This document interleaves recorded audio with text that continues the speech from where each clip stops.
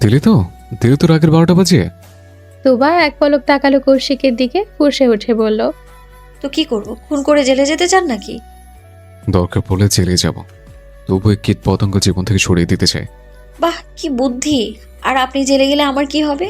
এই কীট পতঙ্গগুলো যে ছিঁড়ে খাবে আমায় তখন। একবার তো সোজা কাজী অফিসে টেনে নিয়ে গিয়েছিল। আপনি জেলে গেলে তখন কি হবে ভাবুন তো। কৌশিক থেমে গেল। আগুন লাল চোখে মাটিতে লুটিয়ে পড়া রাইমার দিকে তাকালো, গর্জে উঠে বলল, সিবাত কোথায়? বল সিবাত কোথায়? বাচ্চাটা আমার কলেজে হাত ধরে সাহস দেখিয়েছে, ওর কলেজে আমি টেনে ছেড়ে নিয়ে আসবো। কোথায় লুকিয়ে রেখেছিস ওকে? রাগী কণ্ঠে গর্জন তুলে প্রশ্ন বান ছুড়ল কৌশিক, কিন্তু রাইমা এই মুহূর্তে জবাব দেওয়ার অবস্থাতে নেই। গলার ব্যথায় ঢোক গিলতেও কষ্ট হচ্ছে। দুই চোখ থেকে যেন ঝর্ণার জলধারা বইতে শুরু করেছে। জোর করে কিছু বলার চেষ্টা করলো, কিন্তু গলা দিয়ে পরিষ্কার কোনো শব্দের পরিবর্তে শুধু ফ্যাস ফ্যাস আওয়াজ বের হলো। এদিকে কৌশিকের তর্জন গর্জনে ভয়ে তটস্থ হয়ে গেল তোবা। মানুষজন চলে আসলে খুবই বিশ্রী একটা কাণ্ড ঘটে যাবে। বাড়িতে অভিযোগ চলে গেলে তো কথাই নেই, বাপ চাচাদের হাজারটা প্রশ্নের সম্মুখীন হতে হবে। সার্বিক দিক বিবেচনা করে তোবার মনে হলো এখন চলে যাওয়াই উত্তম। ভাবনা মোতাবেক খপ করে কৌশিকের হাত টেনে ধরে নিয়ে গেল সেখান থেকে। স্কুল মাঠে বিচলিত ভঙ্গিতে পায়চারি করছে নীরব। ব্যাকুল নয়নজোড়া নির্দিষ্ট কারোর খোঁজে আশেপাশে বিচরণ করছে। হাতে একটা বড় সড়ো বাজারের ব্যাগ। বাসায় মেহমান আসায় ভাই বোনেদের মধ্যে কেউই আজ স্কুল কলেজে যায়নি। রিমিকে এক পলক দেখার জন্য নীরবের প্রেমিক মনটা বড্ড বেশি ব্যাকুল হয়েছিল। হবে নাই বা কেন? ওদের বয়সটাই যে এমন, আবেগের বয়স। চোখে এখন রংধনুর 7 রঙের মতো রঙিন চশমা। মনের অনুভূতিগুলো বড্ড বেশি প্রখর। এ সময় ছেলেমেয়েরা আবেগ নিয়ন্ত্রণ করতে পারে না, এই যেমন নীরবও পাচ্ছে না। প্রাণপ্রিয়াকে এক নজর দেখার জন্য চোখ দুটো জ্বলে যাচ্ছে। টিনেজ বয়সের প্রেম মারাত্মক হয়, সেটা নীরবের বুকের ব্যাকুলতায় স্পষ্ট। এই ব্যাকুলতার রেশ ধরেই বাজার করার বাহানায় স্কুলে চলে এসেছে নীরব। উদ্দেশ্য রিমিকে এক নজর দেখা। গতকাল রাগারাগি করার পর থেকে নীরবের মনটা আনচান করছে। মেয়েটা কি এখনো রেগে আছে ওর ওপর? যদি রাগ করেই থাকে তাহলে ও রাগ ভাঙানো নীরবের দায়িত্ব। এমন হাজারোটা প্রশ্নে জর্জরিত নীরবের চোখ কিছুক্ষণ খোঁজাখুঁজি করতেই কাঙ্ক্ষিত মানুষের দর্শন পেয়ে গেল। দুই কাঁধে ব্যাগ ঝুলিয়ে মাথা নিচু করে হেঁটে আসছে রিমি। পিঠ সমান চুলগুলো উঁচু করে ঝুঁটি বাঁধা। অবশেষে দীর্ঘ সময় পর রিমির দর্শন পেয়ে অশান্ত বুকটা শান্ত হয়ে গেল নীরবের। পুরুষালী ঠোঁটের কোণে মৃদু হাসির রেখা দেখা মিলল, তবে মুহূর্তের ব্যবধানে ঠোঁটের হাসিটুকু হারিয়ে গেল। মাথা নিচু করে হাঁটতে থাকা রিমির পাশে রবিন। পায়ে পায়ে তাল মিলিয়ে হাঁটছে দুজন। রবিন মাথা দুলিয়ে হাত নাড়িয়ে কিছু বলে যাচ্ছে, প্রতি উত্তরে রিমি শুধু মাথা দোলাচ্ছে। এই মুহূর্তে এহেন দৃশ্য মোটেও আশা করেনি নীরব। নিজের প্রিয় মানুষটার পাশে শত্রু সমতুল্য রবিনকে দেখে শান্ত মেজাজটা হুট করেই বিগড়ে গেল। চোয়াল জোড়া শক্ত করে দুই হাত মুষ্টিবদ্ধ করে নিল। রিমির সাথে করা গতদিনের আচরণের জন্য অনুশোচনা হলেও এবার নীরবের মনে হচ্ছে রিমিকে একটা কঠিন শিক্ষা দেওয়া উচিত। মাথা ভর্তি রাগ নিয়ে নীরব হন হন করে এগিয়ে গেল বারান্দার দিকে। লম্বা বারান্দায় চলতে চলতে হুট করে দুজনের সামনে ভূতের মতো উদয় হলো নীরব। আচমকা সামনে কেউ চলে আসায় চমকে মাথা তুলে তাকালো রিমি। নিজের ঠিক সামনে আগুন লাল চোখে দাঁড়িয়ে থাকা নীরবকে দেখে কিছুটা হকচকিয়ে গেল। পরক্ষণেই গতকাল লাইব্রেরির কথা মনে পড়তেই ঘৃণায় মুখ ঘুরিয়ে নিল রিমি। রিমির মুখ ঘুরিয়ে নেওয়ায় রাগে গা রিরি করে উঠল নীরবের। রাগের বহিঃপ্রকাশ ঘটাতে হুট করে রবিনের কলার চেপে ধরল। আচমকা আক্রমণে হকচকিয়ে গেল রবিন, অবাক সুরে বলল, কি হলো নীরব? এটা কি ধরনের অসভ্যতা? কথা শেষ করেছে কি করেনি, সঙ্গে সঙ্গে রবিনের নাক বরাবর একটা ঘুষি মেরে দিল নীরব। ঘুষি খেয়ে ছিটকে পেছনে পড়ে গেল রবিন। ঘটনাটা এতই দ্রুত ঘটে গেল যে রবিন কিছু বুঝে উঠতে পারেনি, কিন্তু যতক্ষণে বিষয়টা বোধগম্য হলো ততক্ষণে ওর নাকের অংশটা অনুভূতি শূন্য। নাকের হাড়টা মনে হয় ভেঙেই গেছে। নাকে আলতো করে হাত বুলিয়ে গর্জে উঠল রবিন। হুট করে দাঁড়িয়ে সেও নীরবের কলার চেপে ধরল, ঝাঁঝালো কণ্ঠে বলল, ওহ, আমাকে মারলি কেন? বলতে বলতে নাকে আরও একটা ঘুষি খেল রবিন। এবারের ঘুষিতে রবিনের নাক দিয়ে রক্ত বেরিয়ে পড়েছে। এর পরপর রবিনের কলার চেপে ধরে নীরব তেজি কণ্ঠে গর্জে উঠল, শালা, তোর কলিজা কত বড়, আমার জিনিসের দিকে নজর দিস? তোর কোন জিনিসে নজর দিয়েছি আমি? শালা তোকে কৈফিয়ত দেওয়া ঠেকা পড়েছে আমার। বলতে বলতে নীরব হাত মুষ্টিবদ্ধ করে রবিনের বাম গালে ঘুষি বসিয়ে দিল। এ পর্যায়ে ক্ষেপে গেল রবিন। নিজের খাওয়া মারের প্রতিশোধ নিতে এবার সে নীরবের উপর পাল্টা আক্রমণ করে বসল। দুজন দুজনকে সমান তালে ঘুষি লাথি মেরে যাচ্ছে। একে অপরকে সমান তালে আঘাত করায় দুজন ছিটকে মাটিতে পড়ে যাচ্ছে। উঠে এসে আবারও নতুন উদ্যমে মারামারি শুরু করছে। এই সব কিছুর মাঝে রিমি হলো নীরব দর্শক। হুট করে মারামারি আর ওদের ধাওয়া পাল্টা ধাওয়া দেখে হতভম্ব হয়ে তাকিয়ে আছে। ওর মাথায় এটা আসছে না এই মুহূর্তে ঠিক কী করবে। ওদের থামাতে মাঝখানে গিয়ে দাঁড়াবে, নাকি দৌড়ে গিয়ে টিচারদের ডেকে আনবে, নাকি সবকিছু পায়ের নিচে ফেলে ওদের ইগনোর করে চলে যাবে। নিশ্চল মস্তিষ্ক নিয়ে রিমি বর্তমানে নীরব দর্শক। দুজনের এই এলোপাথারি মারামারি দেখে ইতিমধ্যে চারদিকে লোকজন জড়ো হয়ে গেছে। সবাই বড় বড় চোখে তাকিয়ে তাকিয়ে দেখে যাচ্ছে। মারামারির এক পর্যায়ে টিচার্স রুম থেকে 4-5 জন শিক্ষক ছুটে এলেন। দুই দিক থেকে দুজনকে টেনে ধরে ছাড়িয়ে দিলেন। ইতিমধ্যে দুজনে জখম হয়ে একে অপরকে রক্তাক্ত করে ফেলেছে। শেষে অধৈর্য হয়ে টিচারেরা মিলে দুজনকে দুই দিকে নিয়ে গেলেন। প্রিন্সিপাল স্যার ফোন লাগালেন দুজনের বাড়িতে। স্কুলের মধ্যে অযথা মারপিট করে স্কুলের শান্তি ভঙ্গ করার জন্য এবার গার্ডিয়ান ডেকে বিচার না করা পর্যন্ত দুজনের কাউকে তিনি ছাড়বেন না। ভূয়া মঞ্জিল থেকে ডক্টর রাতুলের পরিবার বিদায় নিয়েছে এই কিছুক্ষণ হলো। বলা বাহুল্য, মৌমিতাকে তাদের সবার বেশ পছন্দ হয়েছে। এমনকি রাতুলকেও জামাল সাহেবের বেশ মনে ধরেছে। ছেলে পেশায় একজন ডাক্তার, দেখতে সুদর্শন, পরিবারও ভালো। মেয়ের জন্য এর চেয়ে বেশি আর কি চাই। এই সব কিছুর মাঝে মৌমিতা আর রাতুলের প্রেম ভালোবাসার বিষয়টা ধামাচাপা দিয়ে দিয়েছে কৌশিক। এর একটাই কারণ, জামাল সাহেব প্রেম ভালোবাসা পছন্দ করেন না। তিনি এখনও সেই আদিম যুগের চিন্তা ভাবনা নিয়ে চলেন। নিজের বাবার এই প্রাচীন চিন্তা ভাবনা যাতে বোনের জীবনে প্রভাব না ফেলে, তাই লাভ ম্যারেজটাকে পুরো 90 ডিগ্রি কোণে ঘুরিয়ে অ্যারেঞ্জ ম্যারেজে রূপান্তর করেছে। সবকিছু এমনভাবে সাজিয়ে সবার সামনে পেশ করেছে যেন কৌশিক এই বিয়ের ঘটক। মৌমিতা রাতুলের আগে থেকে কোনো সম্পর্ক নেই, পরিবারও মেনে নিয়েছে সেটা। সব শেষে বিয়ের বিষয়টা পাকাপোক্ত করা হলো। যেহেতু মৌমিতার লেখাপড়া প্রায় শেষের দিকে, তাই মাস্টার্স পরীক্ষার আগ পর্যন্ত বিয়েতে সম্মতি দিলেন না জামাল সাহেব। পরীক্ষা শেষে বিয়ে দেওয়া হবে, ততদিন সবকিছু এভাবেই থাক। এতে করে দুই পরিবারের মধ্যে জানা পরিচিতি বাড়বে, সম্পর্ক মজবুত হবে। সব কথাবার্তা শেষে অতিথিরা মাত্রই প্রস্থান নিয়েছে। ঠিক এমন সময় বিপ বিপ শব্দে জামাল সাহেবের ফোনটা বেজে উঠল। ভদ্রলোক মাত্রই সোফায় গায়ে এলিয়ে দিয়েছিলেন, সেভাবেই পাঞ্জাবির পকেট হাতড়ে ফোনটা বের করলেন। তোবাদের স্কুলের প্রিন্সিপালের নাম্বার দেখে ভ্রু কুঁচকে ফোনটা রিসিভ করলেন। তিনি কিছু বলবেন তার আগে ওপাশ থেকে প্রিন্সিপাল স্যার গট গট করে বলে উঠলেন, মিস্টার ভূয়া, আপনি ইমিডিয়েট স্কুলে চলে আসুন। আপনার ছেলের নামে অভিযোগ আছে।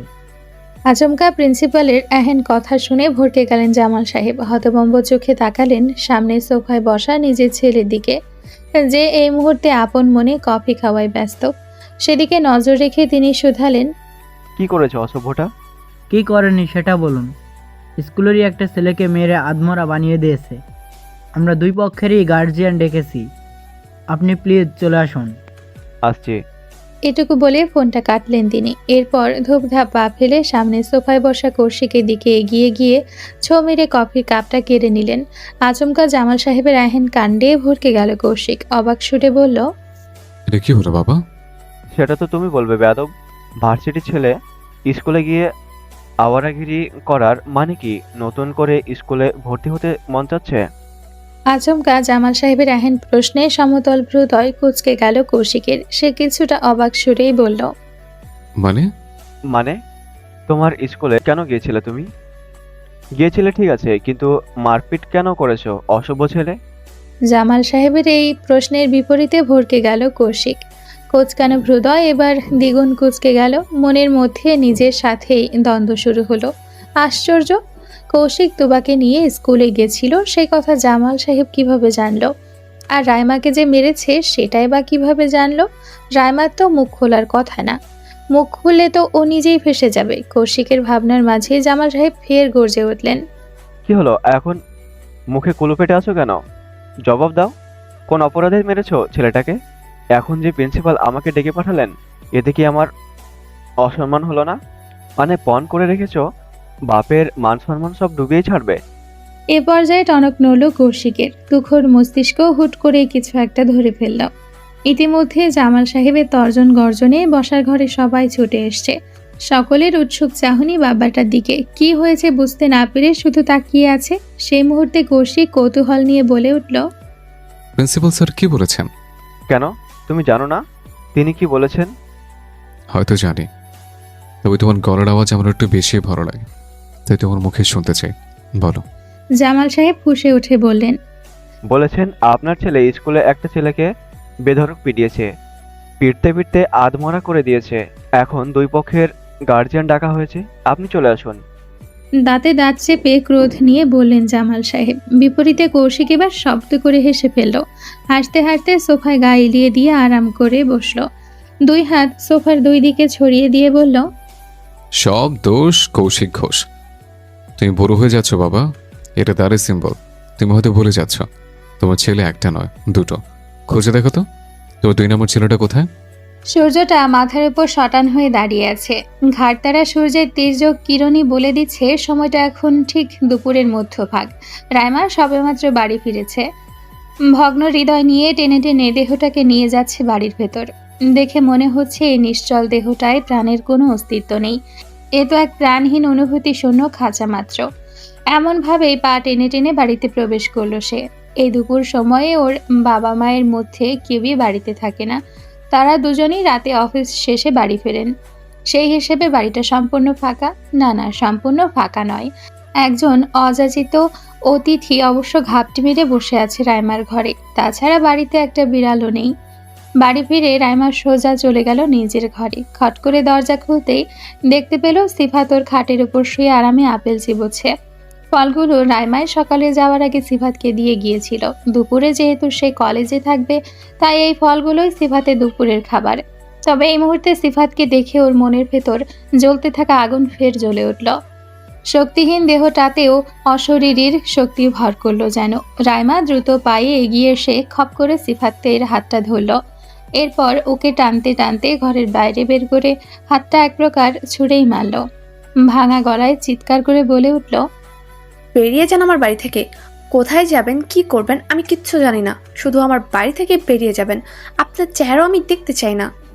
চিৎকার করে কথাগুলো বলেই রাইমা দরজা আটকাতে লাগলো। সঙ্গে সঙ্গে দুই হাতে দরজা শক্ত করে ধরে ফেললো সিফাত। অবাক সুরে বলল, চলে যাব মানে? এভাবে কিভাবে যাব? আদর করে ডেকে এনে কুকুর বেলারের মতো তাড়িয়ে দিচ্ছ, আর আমি সেটা মেনে নেব? No way. তো কি চাইছেন? বিয়ে করে ঘর জামাই থেকে যেতে চাইছেন? আপনার ভাব লক্ষণে তো সেটাই মনে হচ্ছে। ছি, আমি করব বিয়ে, তাও তোমাকে? ওয়াক্তু, আমার রুচি এতটাও খারাপ না। তাহলে আছেন কেন এখানে? কিসের আশায় পড়ে আছেন? যান, বেরিয়ে যান। সিফাত এ পর্যায়ে খেয়াল করলো রাইমার গলা বসে গেছে। গলা দিয়ে ভাঙা ভাঙা আওয়াজ বের হচ্ছে, সেই সাথে চোখ দুটোও খোলা। কেউ ঘন্টার পর ঘন্টা একটানা কাঁদলে চোখ এমন ফুলে যায়। রাইমার এমন বিধ্বস্ত অবস্থা দেখে সিফাতের মনটা একটু টলল। রাগ জেদ সবকিছু কোথাও একটা লুকিয়ে পড়ল। সিফাত নরম সুরে বলল, কি হয়েছে? কেঁদেছো কেন? আচমকা সিফাতের নরম সুর শুনে আকাশ সমান রাগটা হুট করেই পড়ে গেল রাইমার। কৌশিকের নিষ্ঠুরতা ফের মনে পড়ে গেল। সঙ্গে সঙ্গে শক্তিহীনের মতো হাত পা ভেঙে সেখানেই বসে পড়ল। দুই হাতে মুখ চেপে ধরে হুহু করে কেঁদে ফেলল। রাইমাকে এমন করুণ সুরে আর্তনাদ করে কাঁদতে দেখে মনটা দুলে উঠল সিফাতের। কোনো অজানা কারণে অদ্ভুতভাবেই বুকটা মুচড়ে উঠল। কেন যেন রাইমার কান্না সিফাতের সহ্য হলো না। মনের ভেতর অপরাধ বোধ জেগে উঠল। কেন যেন মনে হচ্ছে এই করুণ আর্তনাদের জন্য সিফাত কোনোভাবে দায়ী। ভাবতেই মনটা ভার হয়ে গেল। সিফাত ইতস্তত ভাবে ডান হাতটা আলতো করে রাখলো ক্রন্দনরত রাইমার মাথায়। একটু সময় নিয়ে বলল, প্লিজ কেঁদো না, আমি চলে যাচ্ছি। ব্যাস এটুকুই। এর বেশি কথা বলতে পারল না সিফাত। অদ্ভুত এক হাঁসফাঁস বোধে দম আটকে আসছে ছেলেটার। সে লম্বা শ্বাস টেনে দ্রুত কদমে বেরিয়ে গেল বাড়ি থেকে। আজ দুপুরে সূর্যটা বোধ হয় কোনো কারণে বেজায় রেগে আছে। সেই রাগের বহিঃপ্রকাশ হিসেবে আগুন উত্তাপে ঝলসে দিচ্ছে পৃথিবী। এই যেমন লুৎফর সাহেব এসির মধ্যেও কুরকুর করে ঘামছেন, মাথার দুই পাশ দিয়ে চিকন রেখার মতো চুয়ে চুয়ে ঘাম ঝরছে। এই অতিরিক্ত ঘামের কারণ সূর্যের প্রখরতা নাকি বাড়ির গুমট পরিবেশ, সেটা তিনি বুঝতে পারছেন না। তার একটাই কারণ, জামাল সাহেব, যিনি এই মুহূর্তে থমথমে মুখে বসে আছেন।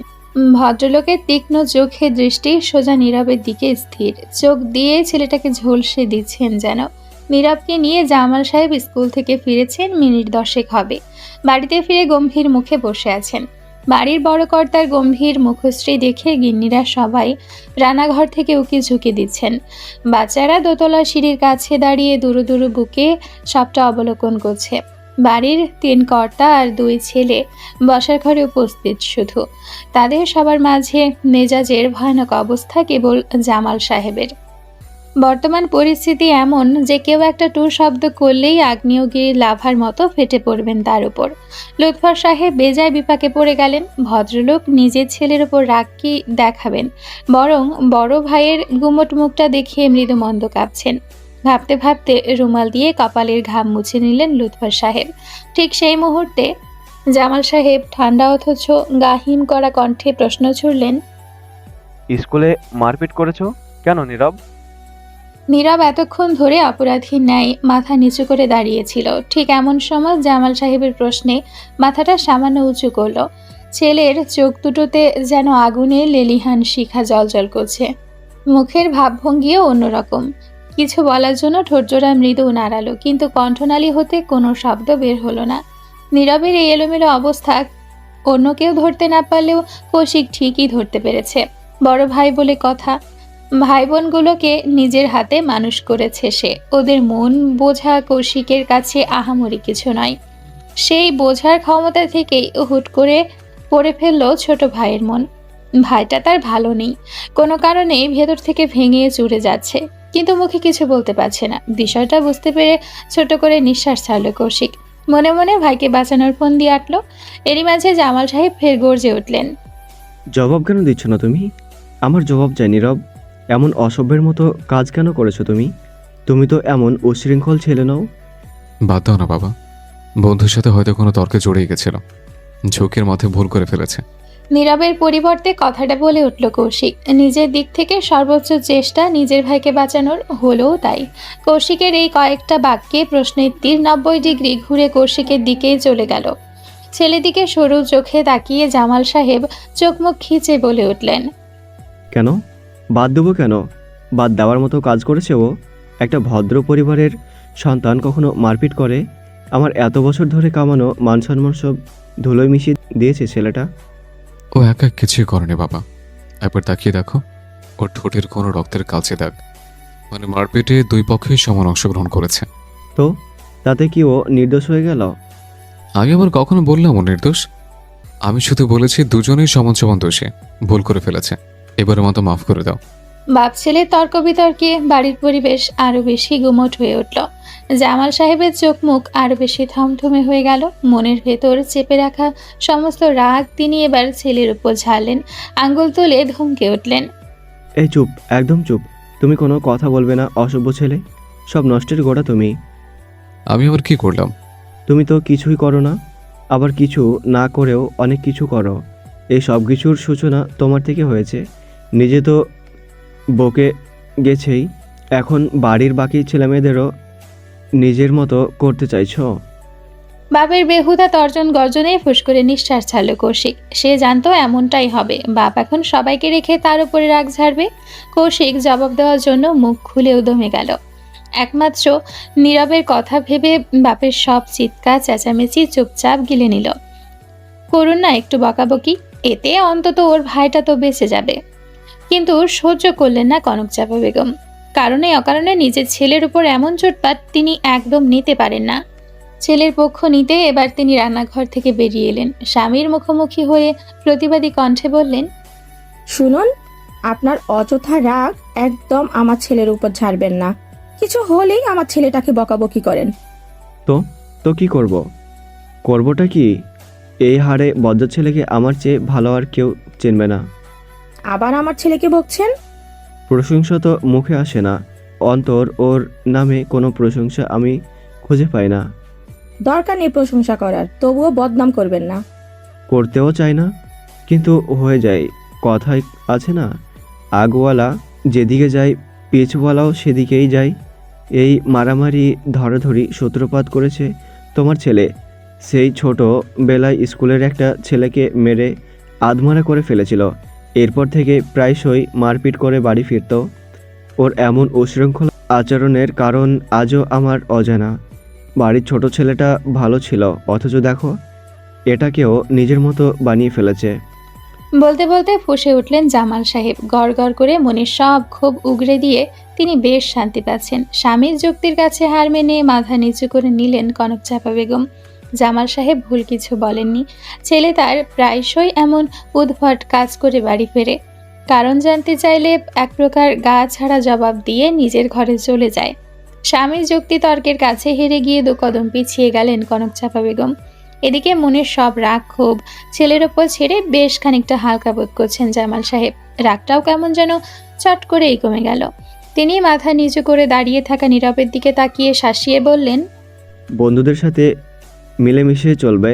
আজ যা করেছো করেছো, জীবনে প্রথম ভুল তাই মাফ করে দিলাম, কিন্তু দ্বিতীয়বার যেন এমন অভিযোগ আর কানে না আসে, কথাটা মাথায় থাকে। ভরাট কণ্ঠে কথাগুলো বলেই তিনি হন হন করে চলে গেলেন নিজের ঘরে। রুতফার সাহেব এতক্ষণে স্বস্তির নিঃশ্বাস ছাড়লেন। বড় ভাই বসার ঘর থেকে প্রস্থান নিতেই তিনি বসা থেকে উঠে দাঁড়ালেন। এরপর ছেলেকে ধমকে বললেন, এক্ষুনি আমার ঘরে এসো। তোমার সাথে বোঝাপড়া আছে। তোমার চাচ্চু তোমাকে ছেড়ে দিলেও আমি তোমাকে ছাড়ছি না। গরম সুরে কথাগুলো বলেই তিনিও নিজের ঘরের দিকে পা বাড়ালেন। একে একে সবাই চলে যাওয়ার পর নীরব ক্লান্ত ভঙ্গিতে নিজের ঘরের দিকে পা বাড়ালো। কৌশিক চুপচাপ বসে দেখল সবকিছু। এবার সে নিজে উঠে দোতলার সিঁড়ি ধরল। সিঁড়ির মাঝামাঝি আসতে মুখোমুখি হলো তুবার সাথে। মেয়েটা কেমন মন ভার করে দাঁড়িয়ে আছে, চোখ দুটো অশ্রু জলে টলমল করছে। যে কোনো সময় চোখের সীমা পেরিয়ে গড়িয়ে পড়বে যেন। তুবার এমন টলমলে চোখ জোড়া দেখে চলন্ত কদম থমকে গেল কৌশিকের। সমতল কপালে 3-4টে ভাঁজ পড়ল। ভ্রুকুচকে প্রশ্ন করলো, কি হচ্ছে? তোকে আবার কি বকেছে নাকি? তুবা জবাব দিল না, শুধু ফ্যাল ফ্যাল করে তাকিয়ে রইল কৌশিকের মুখের দিকে। এই চাহনিটা কৌশিককে বড্ড বেশি পীড়া দেয়। বুকের ভেতর প্রচণ্ড চাপ অনুভব হয়। এই যেমন এখন হচ্ছে, মনে হচ্ছে বুকের উপর কেউ ভারী পাথর দিয়ে চাপা দিয়েছে। কৌশিক 2 আঙ্গুলে চোখ দুটো চেপে ধরে কয়েক সেকেন্ড চুপ করে রইল। এরপর চোখ থেকে আঙ্গুল সরিয়ে বলল, ঘরে আয়। এটুকু বলে কৌশিক লম্বা লম্বা কদম ফেলে নিজের ঘরে চলে গেল। দুবার সময় নিয়ে ধীরে সুস্থে কৌশিকের পিছু নিল। ঘরে ঢুকেই দেখল কৌশিক শার্টের বোতাম এক এক করে খুলছে। তুবাকে দেখে আঙ্গুলের ইশারায় কাছে ডাকলো। তুবা গুটি গুটি পায়ে এগিয়ে এলো। কৌশিক সবে 3টা বোতাম খুলেছে শার্টের। তুবা কাছে আসতেই নিজের কাজ বন্ধ করে দিল। 2 হাত পকেটে গুজে তুবার মুখোমুখি হয়ে দাঁড়িয়ে অত্যন্ত শান্ত কণ্ঠে জিজ্ঞেস করলো, কি হচ্ছে জান? চেহারা আমার উদাস কেন? বড় চাচু আপনাকে এত বকে কেন? বেশি ভালোবাসে তাই। মানুষ তার উপরে বেশি রাগ দেখায় যাকে সে সবচেয়ে বেশি ভালোবাসে। বাবা আমাকে বেশি ভালোবাসে, এর জন্য বকে। কৌশিকের সোজা সাপটা জবাব। খুবই অবলীলায় বলে দিল কথাগুলো। তুবা একটু থেমে গেল।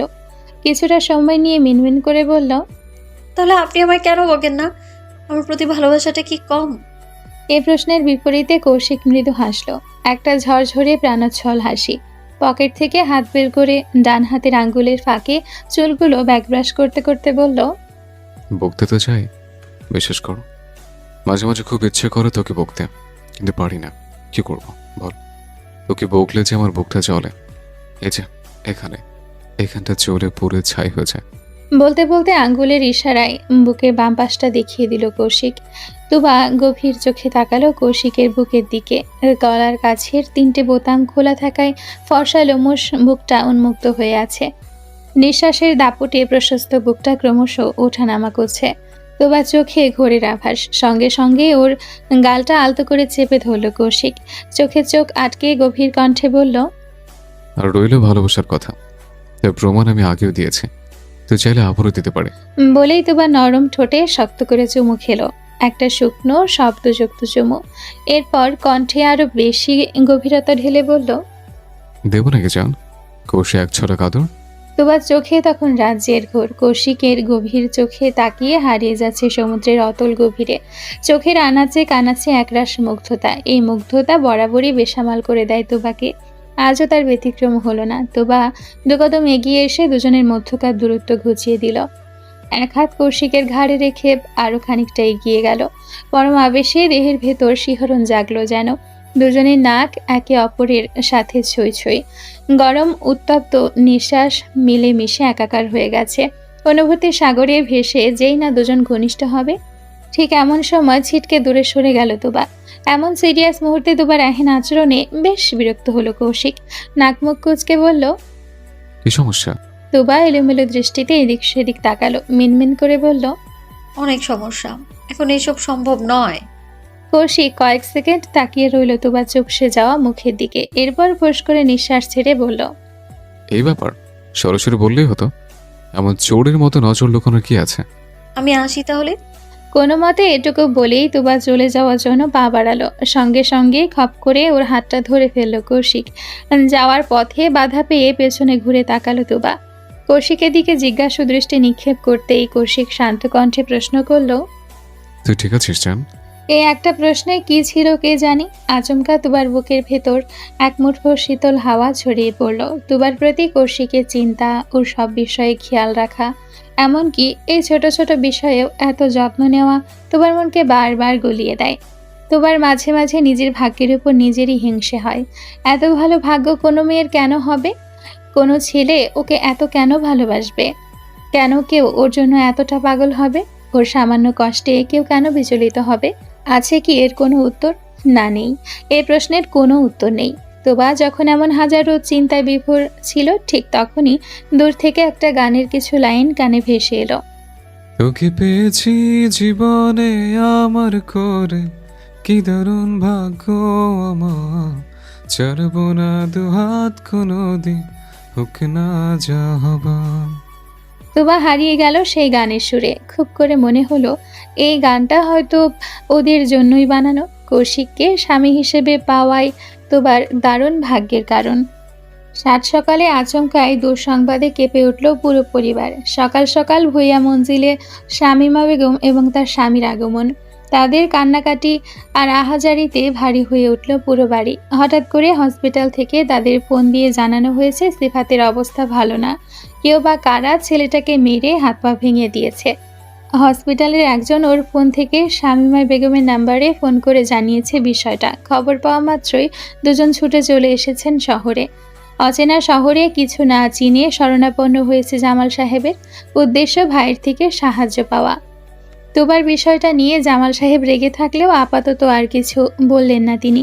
ছেলেটার অবস্থা এমনিতেই খারাপ। কবে যে নিজের পায়ে উঠে দাঁড়াতে পারবে তার ঠিক নেই। এজন্য মনের রাগ মনে চেপে রেখে বিষয়টা আপাতত মাটি চাপা দিলেন। নিজের দিক থেকে সর্বোচ্চ চেষ্টা করলেন ভালো চিকিৎসা দেওয়ার। কথায় আছে না, যেমন কর্ম তেমন ফল। নিজের লোকের সাথে খারাপ করেছে, এখন শহরের গুন্ডা মাস্তান ওর সাথেও খারাপ করলো। জামাল সাহেবের এমনই ধারণা। এদিকে দোতলার বারান্দায় দাঁড়িয়ে চুইংগাম চিবোতে চিবোতে সবকিছু দেখল কৌশিক। ঠোঁটের কোণে তার কুটিল হাসি। শামীমা বেগমের কান্নাকাটি আহাজারি দেখে সে বেশ মজা পাচ্ছে। আহা, শান্তি। গুটি গুটি পায়ে সময় এগিয়ে গেল বেশ খানিকটা। আনুমানিক 1.5 বছর। এই 1.5 বছরে বদলে গেছে অনেক কিছু। এই যেমন মৌমিতা আর কৌশিকের মাস্টার্স শেষ হয়ে গেছে। তোবা নীরব স্কুলের গণ্ডি পেরিয়ে কলেজের সীমানায় পা রেখেছে। সামনেই ওদের ইন্টার পরীক্ষা, যদিও এখনও বেশ কিছুটা সময় হাতে আছে। আবার অন্যদিকে রিয়া কলেজের গণ্ডি পেরিয়ে ভার্সিটিতে পা রেখেছে। মোট কথা সবাই নিজেদের জীবনে বেশ খানিকটা ধাপ এগিয়ে গেছে।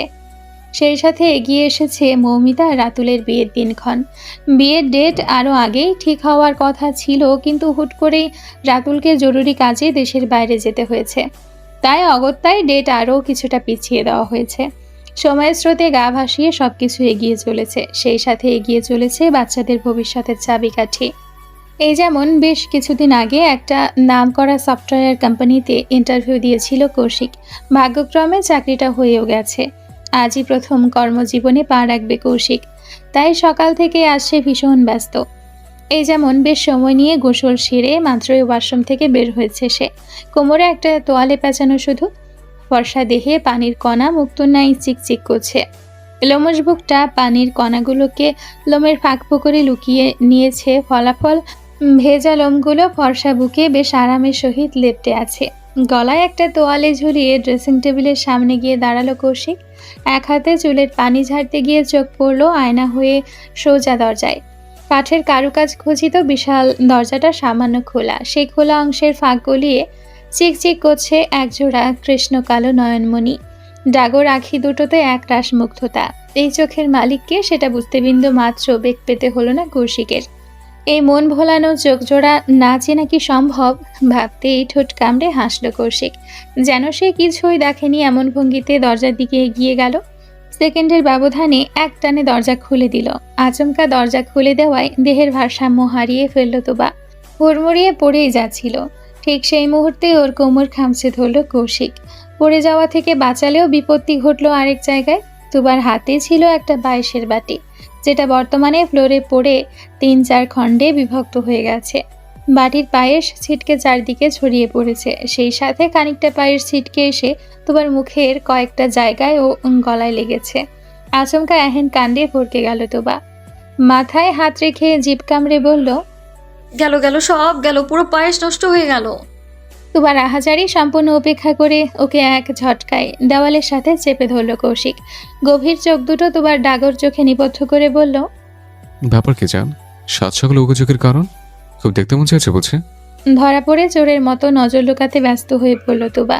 আমতা আমতা করে বলল, এমন কিছু না, আমি তো তুই তো দেখতে মন চাইছে ভালো কথা, এমন ওকে চোখে দিচ্ছিস কেন? এই পুরো আমিটাই তো তোর। মন চাইলে সোজা ঘরে চলে আসবে, নিজ উদ্যোগে সবকিছু টেনে টুনে খুলে দেখবে। আমি তো বারণ করবো না, তাহলে শুরু করে দেখার কি প্রয়োজন? কৌশিকের আহেন লাগাম ছাড়া কথায় হাঁসফাঁস করে উঠল তোবা। ছাড়া পাওয়ার জন্য মোছামুছটি করতে করতে বলল, ছাড়ুন তো, খালি বাজে কথা। আমি ওয়াশরুমে যাব, পায়েস লেগে মুখ গলা চটচটে হয়ে আছে। কৌশিক ছাড়ল না, বরং 2 কদম এগিয়ে এসে দুজনের মধ্যকার দূরত্ব ঘুচিয়ে দিল। মুহূর্তের ব্যবধানে তুবার গলায় মুখ ডোবালো। গলায় লেগে থাকা পায়েসের অংশটুকু অবলীলায় মুখে তুলে নিল। একইভাবে গালে লেগে থাকা পায়েসটুকুও লোহন করে তুলে নিল। হঠাৎ কৌশিকের গভীর ছোঁয়ায় মৃদু কেঁপে উঠল তোবা। শ্বাস প্রশ্বাস ঘন হয়ে এলো, কান দুটো গরম হয়ে ধোঁয়া ছাড়তে শুরু করলো। তীব্র শিহরণে মুচড়ে উঠল তোবার দেহ। কৌশিক মিষ্টিটুকু গিলে বলল, ইয়াম্মি, খুব টেস্টি। তোর ছোঁয়া পেয়ে পায়েসের মিষ্টতা দ্বিতীয় বেড়ে গেছে জান, আমার মধুর দোকান। তোবা লজ্জায় চোখ নামিয়ে নিল। গাল দুটো টমেটোর মতো লাল রং ধারণ করেছে। নজর পায়ের দিকে স্থির রেখে 2 আঙ্গুলে ফ্লোর খোটলাতে খোটলাতে বলল, আপনি থামবেন? আজ একটা বিশেষ দিন, তাই নিজের হাতে পায়েস বানিয়েছি আমি আপনার জন্য, অথচ আপনি সেটা ফেলে দিলেন। আমার মনটাই খারাপ হয়ে গেল। বলতে বলতে তোবা মুখ ভার করে নিল। ওর ভারাক্রান্ত মুখের দিকে তাকিয়ে ফোঁস করে নিঃশ্বাস ছাড়ল কৌশিক। বুকের ভেতর অপরাধ বোধ দানা বাঁধল। নিজের করা বোকামির জন্য এবারে চরম আফসোস হলো কৌশিকের। একবার ঘাড় ঘুরিয়ে তাকালো ফ্লোরে পড়ে থাকা পায়েসের দিকে। এরপর তোবার দিকে ফিরে বৃদ্ধাঙ্গুল দিয়ে কপাল চুলকে বলল, এই রে, গন্ডগোল হয়ে গেল, এটা কি তুলে খেয়ে নেব? বলতে বলতে পেছন ফিরল কৌশিক, যেন এক্ষুনি ফ্লোর থেকে পায়েস তুলে নিয়ে খেতে শুরু করবে। কৌশিকের ভাব কায়দা বুঝতে পেরে সঙ্গে সঙ্গে ওর হাত টেনে ধরল তোবা। মৃদু কণ্ঠে চেঁচিয়ে উঠল, আরে আরে, কি করছেন? এটা নোংরা হয়ে গেছে তো। তো তো মানে পায়ের নিচে পড়া খাবার খাবেন নাকি আপনি? তোর হাতের রান্না চান, শুধু ফ্লোর কেন, রাস্তার মাঝখান থেকে এমনকি ডাস্টবিন থেকে তুলে খেতে পারি। It's precious to me. তোবা চোখ মুখ কুচকে বলল, লাগবে না, আরও আছে, নিচে গিয়ে খেয়ে নেবেন। কৌশিক মেনে নিল, সম্মতির ভঙ্গিতে মাথা দোলালো। এরপর হুট করে কিছু একটা মনে পড়ার ভঙ্গিতে বলল, 1 মিনিট, তুই তো রান্না পারিস না, তাহলে পায়েস রান্না করলে কিভাবে? শিখছি, ভবিষ্যতে আপনাকে রান্না করে খাওয়াতে হবে না? আমার ধীরে ধীরে সংসার হয়ে উঠছে, আমি ইমপ্রেসড। বলতে বলতে আবারও ড্রেসিং টেবিলের সামনে চলে গেল কৌশিক। ব্রাশ দিয়ে চুলগুলো ঠিক করতে লাগলো। তোবা পায়ে পায়ে এগিয়ে গিয়ে ঠিক কৌশিকের পেছনে দাঁড়ালো। থমথমে মুখে বলল, শুনুন না, কথা আছে আপনার সাথে। কৌশিক সঙ্গে সঙ্গে ঘুরে দাঁড়ালো।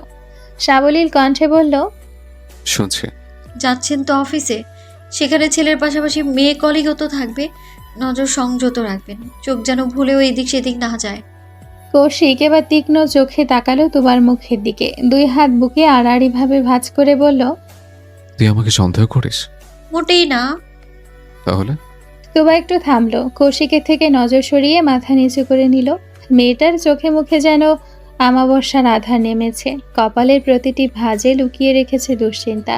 কৌশিক খুঁটিয়ে খুঁটিয়ে সবকিছু পরখ করলো। এরপর তুবার হাতটা আলতো করে ধরে নিজের কাছে টেনে নিল। দুই হাতে কোমর পেঁচিয়ে ধরে মৃদু কণ্ঠে প্রশ্ন করলো, কি হয়েছে জান? এই ছোট্ট কপালে এত দুশ্চিন্তার ভাঁজ কেন? তুবা সঙ্গে সঙ্গে জবাব দিল না, কিছুটা সময় নিয়ে আস্তে ধীরে বলল, কেমন যেন ভয় লাগছে আমার। চাকরির জায়গা মানে আলাদা একটা দুনিয়া, সেখানে অনেক রকম মেয়ে থাকবে, বিভিন্ন বয়সের সুন্দরী মেয়েরা সাজুগুজু করে অফিসে যাবে। ওদের দেখে আপনার মন যদি আমার দিক থেকে ঘুরে যায়, আমি তো অত স্মার্ট নই। তুবার মূর্ছা যাওয়া মুখের দিকে কয়েক সেকেন্ড নির্বিশেষ তাকিয়ে রইল কৌশিক। ঠোঁটের কোণে হয়তো মৃদু হাসির রেখাও দেখা দিল, তবে সেটা খুব বেশি বোঝা গেল না। কৌশিক বেশ খানিকক্ষণ তাকিয়ে রইল তুবার দিকে, এরপর সময় নিয়ে বলল, আমার চোখের দিকে তাকা। হঠাৎ এহেন আদেশে হকচকিয়ে গেল তোবা। অবধের মতো মাথা তুলে চাইল, না চাইতেও চোখ রাখলো কৌশিকের গভীর দুই চোখে। আবারও সমুদ্রের উত্তাল ঢেউ শুরু হলো তোবার মনে। কৌশিক চোখে চোখ রেখে প্রশ্ন করল, কি দেখতে পাচ্ছিস সেখানে? আমার প্রতিবিম্ব। সাবলীল কণ্ঠে জবাব দিল তোবা। কৌশিক হাসল, এক হাত তুবার গালে রেখে অত্যন্ত নরম সুরে বলল, জানিস জান, আমার এই দুই চোখে মারাত্মক সমস্যা আছে। এই চোখ দুটো তোকে ছাড়া আর কাউকে দেখে না। এই পৃথিবীর কোনো সৌন্দর্য আমার মন কাটতে পারে না। এক তুই ছাড়া আমার চোখের দৃষ্টি কোনো কিছু আটকাতে পারে না। আমি যতবার তোকে দেখি তোর সৌন্দর্য মুগ্ধ হই, বারে বারে তোর প্রেমে পড়ে। একমাত্র তোকে দেখে আমি থমকাই, চমকাই, স্থির হয়ে যাই। তুই ছাড়া দ্বিতীয় কোনো নারী আমার নজর থমকাতে পারেনি, ভবিষ্যতে কোনোদিন পারবে না। এমন আস্ত একটা মায়ের রাজ্য রেখে আমি অন্যদিকে নজর কেন দেব? আমার কি প্রাণের ভয় নেই? বলতে বলতে কৌশিকের নজর হঠাৎ করে চলে গেল চাপানো দরজার দিকে। কয়েক সেকেন্ড তাকিয়ে রইল সেদিকে, এরপর কথা বলার সুর খানিকটা পাল্টে বলল, তুই ছাড়া আমি আশেপাশে আর কোনো মেয়ে দেখতে পাই না জান। তুই ব্যতীত বাকি মেয়েগুলোকে আমার চোখে গরু ছাগল লাগে। এই যেমন দরজার দিকে তাকালে তুই মৌকে দেখতে পাবি, কিন্তু আমি দেখতে পাচ্ছি মোটা তাজা একটা হাতি। এইটুকু বলতে ধূপ করে দরজা খুলে তেড়ে আসলো মৌমিতা। হঠাৎ এই মুহূর্তে মৌমিতাকে দেখে হকচকিয়ে গেল তুবা। কৌশিক তখনও তুবার কোমর পেঁচিয়ে নিজের সাথে মিশিয়ে রেখেছে।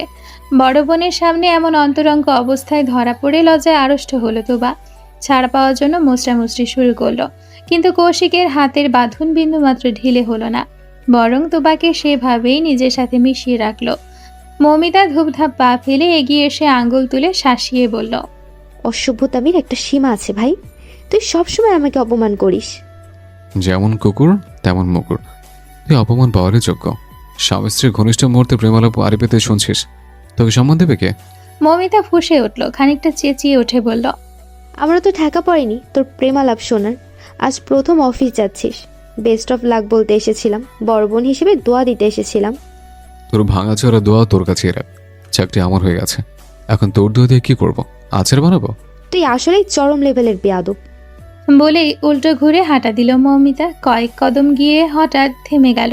পেছনে ফিরে কৌশিকের বাহু বন্ধনে কাচুমাচু হয়ে লেপ্টে থাকা তুবার দিকে তাকিয়ে বলল, তুবা চল, এই অসভ্যের সাথে একদম থাকবি না। তুবা যেতে চাইল, কিন্তু কৌশিক ওকে ছাড়ল না, বরং মৌমিতার কথার বিরোধিতা করে গাছাড়া জবাব দিল, ও কোথাও যাবে না। কেন? এখানে ওর কি কাজ?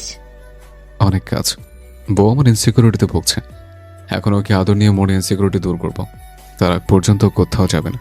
মৌমিতার চোখ মুখ অন্ধকার হয়ে গেল। সে নাক মুখ কুচকে বলল, যে কোনো মুহূর্তে মা চলে আসতে পারি। সমস্যা নেই, আমার সময় লাগবে না, 5 মিনিট হলেই চলবে। বলতে বলতে দুবার দিকে তাকালো কৌশিক। নির্লজ্জের মতো জিজ্ঞেস করলো, হবে তো যান, নাকি আরো বেশি সময় লাগবে?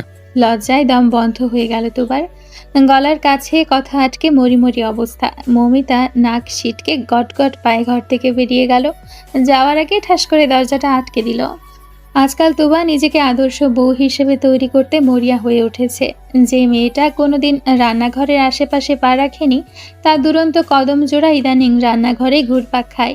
এই যেমন এই মুহূর্তে পাকা গিন্নির মতো কোমরে ওড়না পেঁচিয়ে রান্না করছে। যদিও সে সব রান্না পারে না, তবে কনকচাপা বেগমকে ধরে একটু একটু করে শিখছে। আর তার শেখার পুরো তালিকা জুড়ে কৌশিকের পছন্দের খাবার। যদিও সে তালিকাটা বানিয়েছে খুবই সুকৌশলে, যাতে মা চাচিরা কোনোরূপ সন্দেহ না করে।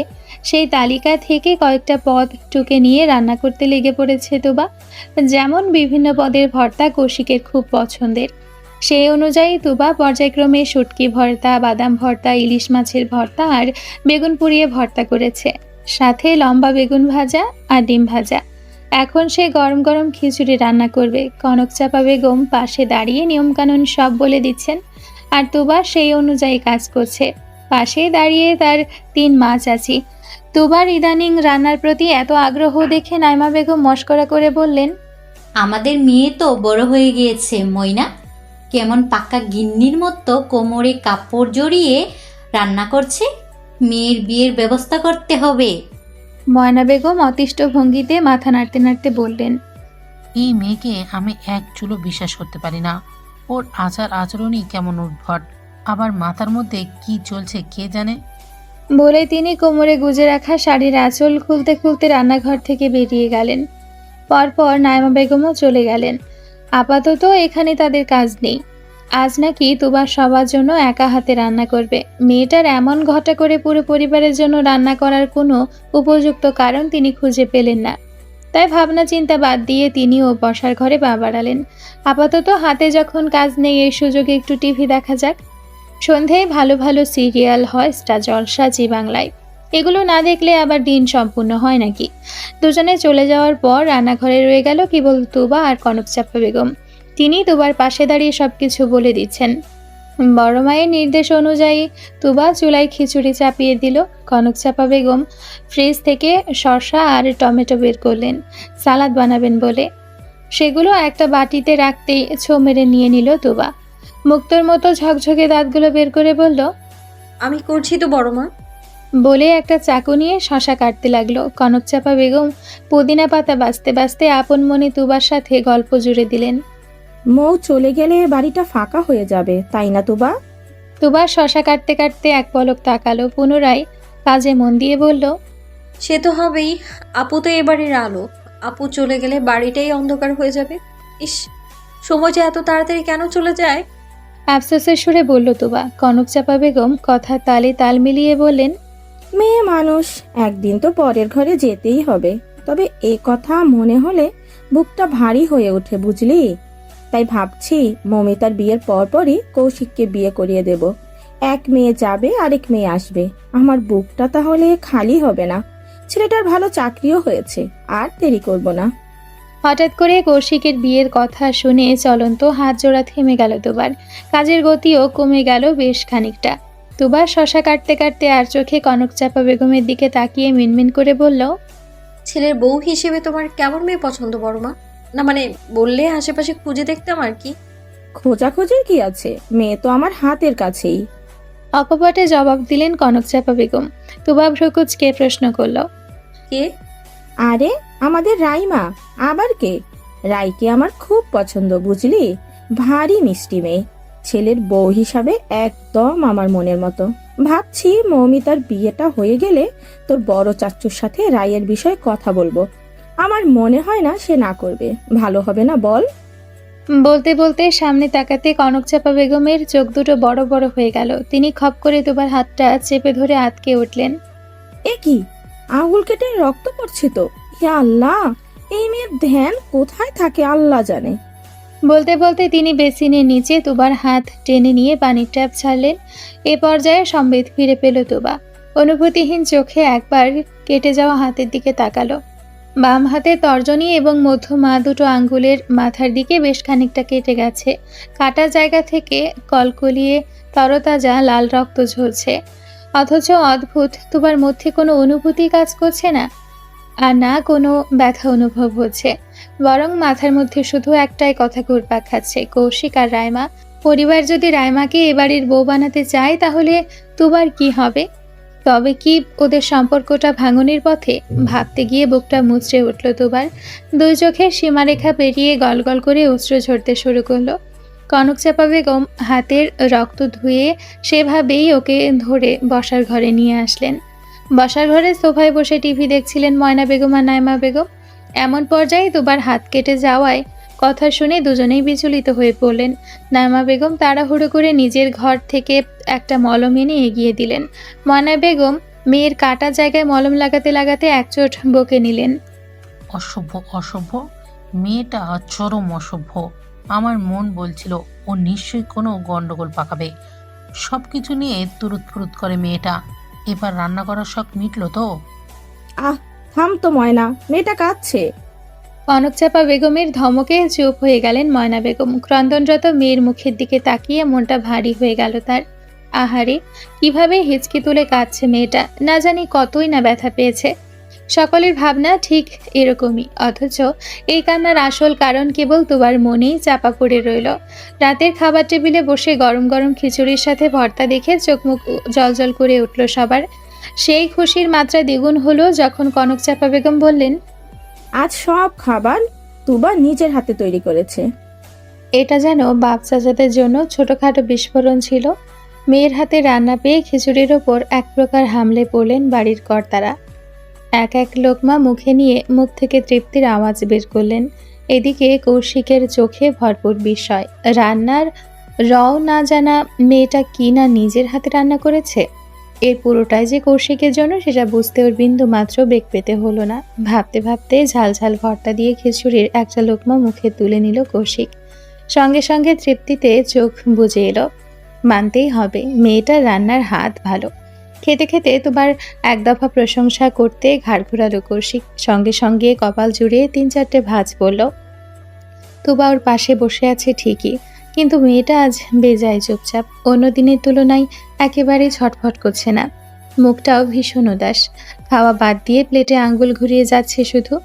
ব্যাপারটা চোখে পড়তেই কৌশিক নিচু কণ্ঠে জিজ্ঞেস করলো, কি হয়েছে? তুবা জবাব দিল না, বরং আস্তে আস্তে হাত ধুয়ে উঠে পড়ল। এরপর চেয়ার সরিয়ে নিজের ঘরের দিকে হাঁটা দিল।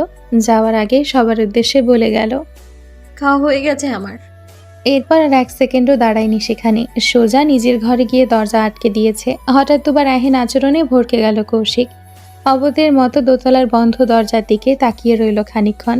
হঠাৎ হলোটা কি মেয়েটার? এই ভাবনায় কৌশিকের খাওয়াও বন্ধ হয়ে গেল। এই মেয়েটার মন খারাপ দেখলে কৌশিক একদম ঠিক থাকতে পারে না। বুকের ভেতর প্রচণ্ড ব্যথা করে, ভীষণ হাসপাস লাগে। এই যেমন এখন অদ্ভুত একটা চাপ অনুভব হচ্ছে বুকে। কৌশিক আর খেতে পারল না, হাত ধুয়ে নিজে উঠে পড়ল। ঘড়িতে সময় রাত প্রায় 12টার কাছাকাছি। তখন হাত ধুয়ে ঘরে আসার পর থেকে গভীর রাতের জন্য অপেক্ষা করছে কৌশিক। অবশেষে বাড়ির সবগুলো লাইট নিভতে দেখে নিঃশব্দে নিজের ঘর থেকে বের হলো। দোতলার বারান্দা থেকে একবার নিচে উকি দিয়ে দেখল সবাই এই মুহূর্তে যার যার ঘরে ঘুমিয়ে আছে। সুযোগ বুঝে সোজা পা বাড়ালো তুবার ঘরের দিকে। দরজার সামনে এসে 2 আঙ্গুলের টোকায় দরজা ঠকঠক করলো, কিন্তু মিনিট খানেক সময় পার হওয়ার পরও ভেতর থেকে কোনো জবাব এলো না। কৌশিকের সমতল হৃদয় এবার বেজায় কুঁচকে গেল। আর এক মুহূর্ত সময় ব্যয় না করে সোজা চলে গেল নিজের ঘরের বেলকনিতে। এক লাফে নিজের ঘরের বেলকনি থেকে তুবার ঘরের বেলকনিতে চলে আসলো।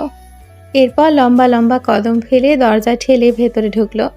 ঘরের সীমানায় পা রাখতেই আচমকা থমকে গেল কৌশিকের পাজোড়া। তুবা বালিশে মুখ গুজে ভোপাচ্ছে, কণ্ঠনালী ভেদ করে বের হচ্ছে চাপা আর্তনাদ। হঠাৎ এহেন দৃশ্য দেখে কৌশিকের পা দুটো টলে উঠল। বুকের ভেতরটা আচমকায় কামড়ে ধরল। গলার কাছে দলা পাকিয়ে জ্বলতে শুরু করলো। কৌশিক দ্রুত পায়ে এগিয়ে গেল তুবার কাছে। ওর একটা বাহু ধরে টেনে তুলল। ততক্ষণে কেঁদে কেটে চোখ মুখ লাল করে ফেলেছে মেয়েটা। কৌশিক 2 হাতে তুবার মুখ আগলে ধরল, আদুরে সুরে বলল, কি হয়েছে জান, কাঁদছিস কেন? আমার উপর কি কোনো কারণে রাগ করেছিস?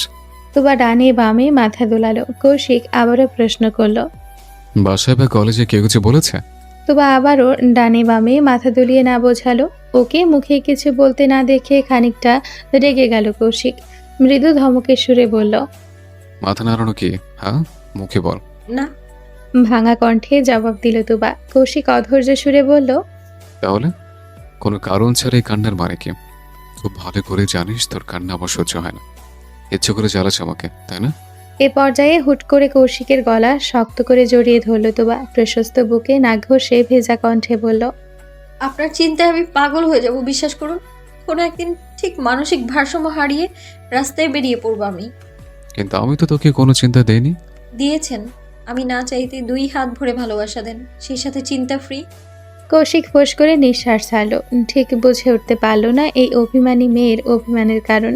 তুবা ওকে যেভাবে জড়িয়ে রেখেছিল ঠিক সেই অবস্থায় কোলে তুলে নিল কৌশিক। সোজা বেলকনিতে গিয়ে একপাশে রাখা ইজি চেয়ারে বসে তুবাকে সামনের দিক করে নিজের কোলে বসালো।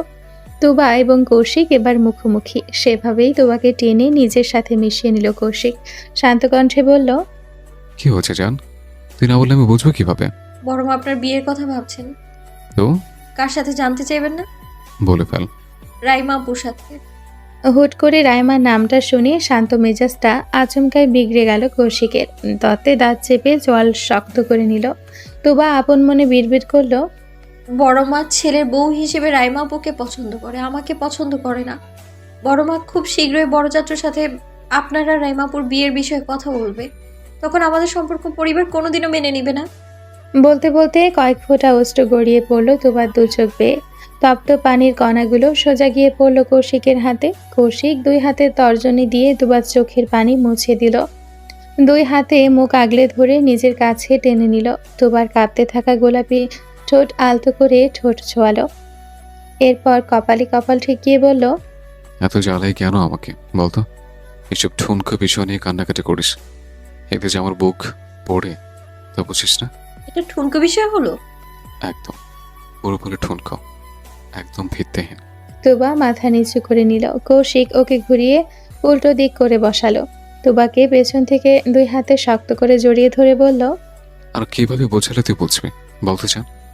তোর মনের এত এত ভয় নিয়ে আমি কি করি? বাড়িতে জানিয়ে দেবো সবটা? তুবা আতকে উঠল। আতঙ্কিত কণ্ঠে বলল, বাড়িতে ঝড় উঠবে। উঠুক, আমি সব সামলে নেব। কিভাবে সামলাবেন? তুই বোধহয় ভুলে যাচ্ছিস, তোর হাজব্যান্ড বেকার নয়, একটা বড় সড়ো সফটওয়্যার কোম্পানিতে চাকরি করে। সুতরাং তোর মতো একটা বউর খরচ চালানো আমার পক্ষে আহামরি কিছুই নয়। বাড়িতে জানালে সবাই রাগারাগি করবে। বাবা হয়তো আমাদের বাড়ি থেকে বেরও করে দেবে। আমি তোকে নিয়ে আলাদা একটা সংসার সাজাবো, শুধু তুই আর আমি। ভালো হবে না? দুঃখের মাঝেও কৌশিকের আকাশ কুসুম কল্পনা শুনে হেসে ফেলল তোবা। আস্তে আস্তে কৌশিকের বুকে গুটিসুটি মেরে শুয়ে পড়ল। ধীরে সুস্থে বলল, সামনে আপুর বিয়ে, ভুলে গেছেন? এ পর্যায়ে ফোঁস করে নিঃশ্বাস ছাড়ল কৌশিক। মৌমিতার বিয়ের দিনক্ষণ ঘনিয়ে এসছে। এই মুহূর্তে বাড়িতে বিস্ফোরণ ঘটানো যাবে না। সুতরাং অনিচ্ছা সত্ত্বেও চুপ থাকতে হবে। ভাবতে ভাবতে একদম শান্ত হয়ে গেল কৌশিক। ইজি চেয়ারে শরীরটা পুরোপুরি ছেড়ে দিল। আজকের রাতটা বোধ হয় ভরা জ্যোৎস্না। স্বচ্ছ আকাশে উজ্জ্বল চাঁদটা পূর্ণ তেজের সাথে জ্বলজ্বল করছে। গাছের ফাঁক ফোকর গলিয়ে ঝিরিঝিরি বাতাস বইছে। তুবা সেই স্বচ্ছ আকাশের দিকে তাকিয়ে মৃদু কণ্ঠে বলল, কিছু কথা বলতে চাই আপনাকে, বলবো? বল, আমি তো আছি শোনার জন্য। যদি তুমি সম্বোধন করে বলি, রাগ করবেন? কৌশিক মুচকি হাসল। এক হাতে তুবার মুখের উপর পড়ে থাকা চুলগুলো কানের পিছে গুজে দিতে দিতে বলল, তোর মুখের তুমিটাকে বুকটা শীতলতে ছেয়ে যাবে, রাগ আসবে না। তুবা যেন সাহস পেল। একটু নড়ে চড়ে মাথাটা কৌশিকের বুকের সাথে গেঁথে দিল। এরপর নিঃশ্বাসের সাথে তাল মিলিয়ে ছন্দ তুলে বলল, যদি আমি তারা হই, তুমি আকাশ হয়ে বুকের মাঝে রেখো। যদি আমি ঢেউ হই, তুমি সাগর হয়ে তোমার কাছেই রেখো। যদি আমি পাখি হই, তুমি বাতাস হয়ে আশেপাশেই থেকো। যদি আমি হারিয়ে যাই, তুমি আমার মাঝে আমার হয়েই থেকো। তুবার বলা শেষ হতে আচমকা ওকে ধাক্কা মেরে বুকের থেকে সরিয়ে দিল কৌশিক। হঠাৎ ধাক্কায় তাল সামলাতে না পেরে নিচে পড়ে গেল তুবা। কৌশিক ঝড়ের গতিতে ঝুঁকে শক্ত করে তুবার গাল চেপে ধরল। চাপা কণ্ঠে গর্জে উঠে বলল, এসব কি ধরনের কথা? হ্যাঁ, কি কথা এটা? কোন সাহসে হারানোর কথা বললি তুই? আমার থেকে দূরে যেতে চাস? কলিজাতে বড় হয়ে গেছে তোর? শক্ত হাতে চাপ খেয়ে গালটা জ্বলে উঠল তুবার। ঝরঝর করে দু চোখ বেয়ে অশ্রু বর্ষণ শুরু হলো। তুবা ঠোঁট উল্টে ফুপিয়ে উঠে বলল, ব্যথা দিচ্ছেন তো? আজ রান্না করতে গিয়ে হাতে ব্যথা পেলাম, এখন আপনিও ব্যথা দিচ্ছেন। ব্যাস এতটুকুই যথেষ্ট ছিল কৌশিকের পাহাড় সমান রাগের বিনাশ ঘটাতে। কৌশিক সঙ্গে সঙ্গে দুবার গালটা ছেড়ে দিল। সেকেন্ডের ব্যবধানে চেহারার রং বদলে গেল। জ্বলন্ত রাগের আগুন ধপ করেই নিভে গেল। কৌশিক তাড়াহুড়ো করে দুবার দুই গালে আলতো করে হাত রেখে বিচলিত কণ্ঠে বলল, এই এই জান, ব্যথা পেয়েছিস মানে? কোথায় ব্যথা পেয়েছিস দেখা আমাকে। তুবা নাক টেনে বাম হাতটা কৌশিকের সামনে তুলে ধরল। জ্যোৎস্নার উজ্জ্বল আলোয় কেটে যাওয়া আঙ্গুল দুটো জলজল করে উঠল। রক্ত জমাট বাঁধা হাতটা দেখে বুকের ভেতর ছ্যাদ করে উঠল কৌশিকের। মনে হলো বুকের বাম পাশে কেউ সূক্ষ্ম তীর ঢুকিয়ে এফোড় ওপর করে দিয়েছে। সঙ্গে সঙ্গে কৌশিক চোখ খিচে বন্ধ করে নিল। দাঁতে দাঁত চেপে আওড়ালো। Shit shit shit shit. কৌশিকের হৃৎস্পন্দনের গতি বেড়ে গেছে বহুগুণ। তুবার হাতের ক্ষত যেন জ্বালিয়ে দিচ্ছে হৃৎপিণ্ড। ব্যথিত নয়নে তুবার মুখের দিকে তাকালো কৌশিক। হাতটা টেনে ঠোঁটের কাছে নিয়ে আলতো করে চুমু খেলো। আহত কণ্ঠে বলল, কিভাবে হলো এটা? সালাদ কাটতে গিয়ে। মিনমিন করে জবাব দিল তুবা। কৌশিকের খানিকটা রাগ হলো। রান্না করতে গিয়ে মেয়েটা নিজের দেহে আঘাত পেয়েছে, বিষয়টা মানতে কষ্ট হলো কৌশিকের। তবে এই মুহূর্তে রাগঝাগ করারও সাহস হলো না। তাই অগত্যায় রাগটাকে গিলে নিয়ে শান্ত কণ্ঠে বলল, রান্না করতে গেছিস কেন জান? এত বাকনামি কে করতে বলেছে? এখানে পাকনামোর কি আছে? রান্না কি শেখা লাগবে না? কেন শেখা লাগবে? তোর রান্না শেখার প্রয়োজনটা কি সেটা আমাকে বল। তুবা অবাক হলো ভীষণ। হতভম্ব সুরে বলল, রান্না না শিখলে আপনাকে রেঁধে খাওয়াবো কি করে? ভবিষ্যতে তো আমাকেও গুছিয়ে সংসার করতে হবে, তাই না? প্রয়োজন নেই, রান্নার জন্য মা চাচিরা আছে। তারা কি সারা জীবন থাকবে নাকি? এক সময় না এক সময় সংসারের হাল তো আমাকেই ধরতে হবে। তখন দরকার পড়লে আমি তোকে রান্না করে খাওয়াবো, কিন্তু এরপর থেকে তুই আর কোনোদিন রান্না করে পা রাখবি না। তুবা যেন তর্কে হাঁটতে নারাজ। এক প্রকার গো ধরে বসে রইল। জেদি কণ্ঠে বলল, আমি রান্না শিখতে চাই, আমি একজন আদর্শ বউ হতে চাই, আমি মন থেকে আপনার সেবা করতে চাই। জান, জেদ করিস না। কেন করব না? রাইমা আপু খুব ভালো রান্না পারে, আমি বুঝি। বড় মেয়ে এই জন্যই তাকে এত পছন্দ করে। আমি যদি রান্না বান্না সংসারের কাজ না করি তাহলে কি সে আমায় পছন্দ করবে? ছেলে বউ হিসেবে মানবে আমায়, বলুন? তুবার যুক্তি তর্ক শুনে হুশ করে নিঃশ্বাস ছাড়ল কৌশিক। বুঝে গেল এই পাগলের সাথে কথা বলে লাভ নেই। ও যখন জেদ ধরেছে রান্না শিখবে মানে শিখবেই। হাজার মানা করলেও শুনবে না, বরং মানা করলে উল্টো আরও ভাঙা রেডিওর মতো একই সুর বারবার রিপিট করবে। তাই অগত্যায় তর্ক বিতর্কের ইচ্ছাটাকে দমিয়ে নিল কৌশিক। নিচ থেকে তুবাকে পাজা কোলে তুলে আবারও ইজি চেয়ারে বসলো। তুবাকে নিজের উল্টো দিক করে উরুর ওপর বসালো। চিকন বাঁকানো পিঠ গিয়ে ঠেকলো কৌশিকের শক্ত বুকে। কৌশিক আলতো করে পেছন থেকে জড়িয়ে ধরলো তুবাকে। ঘাড়ির সাথে সরু নাকটা ঘষে বলল, আদর্শ বউ হতে চাস তাই তো? আমি যদি পুরোপুরি স্বামীর রূপ ধারণ করি, পারবি তো সহ্য করতে? খুব পারবো। কৌশিকের ছেঁড়া প্রশ্নের বিপরীতে কিছু না বুঝেই হুট করে জবাব দিল তুবা। পরপরই কৌশিকের ঠোঁটের কোণে খেলে গেল দুষ্ট হাসি। নিজের পুরুষালী হাত জোড়াকে এবার কাজে লাগিয়ে দিল সে। আচমকা উদরে ঠান্ডা হাতের স্পর্শ পেয়ে কেঁপে উঠল তুবা। শরীর জমে বরফ হয়ে গেল। শিরদাঁড়া দিয়ে শীতল স্রোত বয়ে গেল। কৌশিক তুবার পিঠের সাথে সমানে নাক ঘষছে। সেই সাথে লতানো দেহের প্রতিটি বাঁকে সমান তালে চলছে দুই হাতের বিচরণ। প্রথমে উদর, তারপর উদর থেকে একটু উপরে, এরপর সোজা বক্ষযুগলে। হঠাৎ অনাকাঙ্ক্ষিত স্পর্শে কান গরম হয়ে গেল তুবার। আবেশে চোখ মুদে এলো। অত্যাধিক লজ্জায় দম আটকে হাঁসফাঁস করে উঠল। এই অসহ্য অনুভূতি থেকে বাঁচার তাগিদে হুড়মুড়িয়ে উঠে যেতে চাইল, তবে ওঠার আর শক্তি পেল না। মৃদু চাপে দেহের শক্তি খুইয়ে বসল। সহসায় দেহের ভার ছেড়ে দিল কৌশিকের বুকে। ঘন ঘন শ্বাস প্রশ্বাসে ভারী হয়ে উঠল পরিবেশ। শোনা গেল কৌশিকের মোহনীয় কণ্ঠের ফিসফিস আওয়াজ, আমায় তো পাগল কেন করিস জান? তুই আশেপাশে আসলে আমার মাথায় নেশা চড়ে যায়, নিজেকে যেন হারিয়ে ফেলি। দুনিয়াদারের চিন্তা ভাবনা অনুভূতি সব ফিকে লাগে। তোর মাঝে ডুবে যেতে মন চায়, অনুভূতির ওপর লাগাম টানতে পারি না আমি। কথার সাথে সাথে সমান তালে চলছে দুই হাতের বিচরণ। পরিস্থিতিটা মুহূর্তেই ভারী হয়ে উঠল। তুবার গলার কাছে কথা আটকে গেল। সে কোনো মতেই কণ্ঠে জোর খাটিয়ে বলল, আপনার অনুভূতির পেট খারাপ, হুটহাট লাগাম ছুটে যায়, ডক্টর দেখান। আমার ডাক্তার তো তুই, আমার সব রোগের মহৌষধ। তুই ছাড়া কার সাধ্য আছে আমাকে সুস্থ করার? চল তোকে বরং দেখায়। তুবা হাঁসফাঁস করে উঠল। কৌশিকের চলন্ত দুই হাতের চাপ বাড়তেই খপ করে ধরে বলল, থামবেন আপনি? কেন থামবো? আমি বলেছি তাই। তুই তো আদর্শে বউ হতে চাইছিস, সূচনাটা না হয় আমাকে দিয়ে হোক। সকালে কলেজ আছে, আবার আপনারও অফিস আছে। সবকিছু জাহান্নামে যাক, সবার আগে বউ। তোবা হার মেনে নিল। বাধ্য মেয়ের মতো আত্মসমর্পণ করলো নিজের স্বামী নামক প্রেমিক পুরুষের কাছে। বাহানা করে কি লাভ? সে তো ভালোবাসাই দিবে, সেটাও খুবই আদর আহ্লাদ এবং যত্ন সহকারে। সময়ের স্রোত ঢেউ খেলে এগিয়ে গেল আরও কিছুদিন। ঘনিয়ে এলো মৌমিতা এবং রাতুলের বিয়ের সেই কাঙ্ক্ষিত প্রহর। বহু প্রতীক্ষার অবসান ঘটিয়ে অবশেষে হাজির হলো হলুদের লগ্ন। আজ মৌমিতা এবং রাতুলের গায়ে হলুদ। বাড়ির বড় মেয়ের বিয়ে উপলক্ষে সকাল থেকেই ভুইয়া মঞ্জিল সেজে উঠেছে বাহারি সাজে। আত্মীয় স্বজনে থই থই করছে বাড়ির প্রতিটা কোণা। ছোট ছোট বাচ্চাদের ছোটাছুটিতে মুখরিত হয়ে উঠেছে পুরো বাড়ি। বাড়ির কর্তারা সকাল থেকে ব্যস্ত, দৌড়ঝাঁপ করে বিয়ের আয়োজনে মশগুল। এই দায়িত্ব থেকে নিস্তার পায়নি বাড়ির দুই ছেলেও, বরং সবচেয়ে বেশি ধকল যাচ্ছে কৌশিকের ওপর দিয়ে। একমাত্র বোনের বিয়ে, তার উপরে সে বাড়ির বড় ছেলে, দায়িত্বটাও দ্বিগুণ। সে বোনের বিয়েতে বিন্দু মাত্র ত্রুটি রাখতে আগ্রহী নয়। সে রেশ ধরে সকাল থেকে ছুটে বেড়াচ্ছে এদিক সেদিক, সাথে ইচ্ছে মতো খাটিয়ে নিচ্ছে নীরবকে। ছেলেটার ছোটখাটো দেহ কাহিল প্রায়, স্বাস্থ্যের দিক দিয়ে নীরব কৌশিকের চাইতে যথেষ্ট দুর্বল। কৌশিকের দেহে পূর্ণাঙ্গ পুরুষের যে গড়ন, সেটা নীরবের মধ্যে এখনো গড়ে ওঠেনি। হয়তো বয়স কম, তাই বয়স বাড়ার সঙ্গে সঙ্গে সেও একসময় পূর্ণাঙ্গ পুরুষ হয়ে উঠবে। তবে এই মুহূর্তে তার শরীরটা এত ধকল নিয়ে কুলিয়ে উঠতে পারছে না। তাই দেহের ক্লান্তি কমাতে কাজের ফাঁকে একবার ছুটে এলো বাড়ির ভেতরে। উদ্দেশ্য ঠান্ডা ঠান্ডা এক গ্লাস শরবত খাবে, এতে যদি একটু ভালো লাগে। ভাবনা মোতাবেক নীরব বসার ঘরে সোফায় গা এলিয়ে দিয়ে গলা ছেড়ে ডেকে উঠল,